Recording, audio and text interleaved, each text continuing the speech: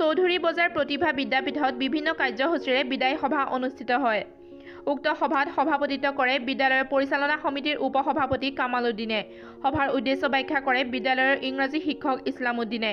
এই অনুষ্ঠানত মুখ্য অতিথি হিচাপে উপস্থিত থাকে হোজাই মৰিয়ম আজমল কলেজৰ প্ৰবক্তা ৰাজীৱ হুছেইন।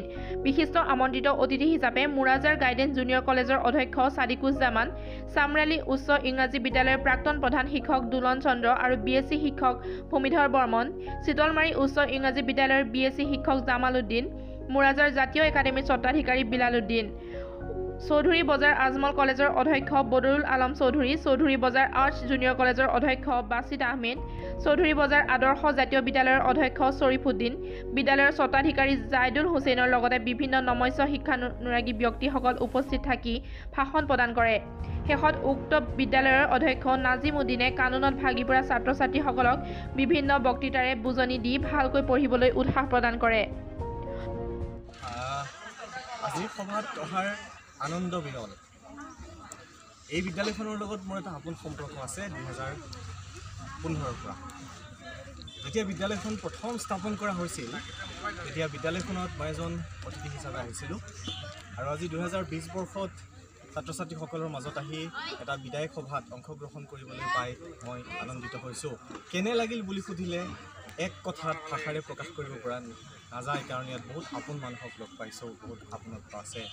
এই আপোনত্বৰ তাগিদাই সদায় আমাক খেদি ফুৰে, লৈ ফুৰে, গৈ ফুৰে। গতিকে মই ভাবোঁ আজি ইয়ালৈ অহাৰ যিটো আনন্দ সেইটো অপৰিসীম। চমুকৈ ছাত্ৰ ছাত্ৰীক কি আহ্বান জনাব? সৎ হওক, মানৱীয় মূল্যবোধেৰে সমাজখনত আগবাঢ়ক, এটা নিকা ভাৱমূৰ্তিৰে সুস্থ চিন্তাৰে আৰু নতুন উদ্যমেৰে সমাজখনত আগবাঢ়ি যাওক।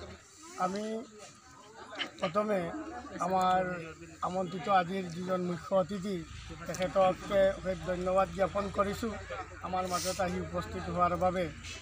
কিয়নো আজি আছিল বিদায়ী সভা আৰু এই সভাখনত আমি আমন্ত্ৰণ কৰি অনা আমাৰ সকলো আমন্ত্ৰিত অতিথিসকল আহি আমাৰ ল'ৰা ছোৱালীকে উৎসাহ উদ্দীপনা প্ৰেৰণা, তেওঁলোকৰ ভৱিষ্যত গঢ়াৰ যি সপোন, সেই সপোনখিনি মই ভাবোঁ আজি হয়তো আমাৰ ল'ৰা ছোৱালীৰ বাস্তৱত পৰিণত হ'ব।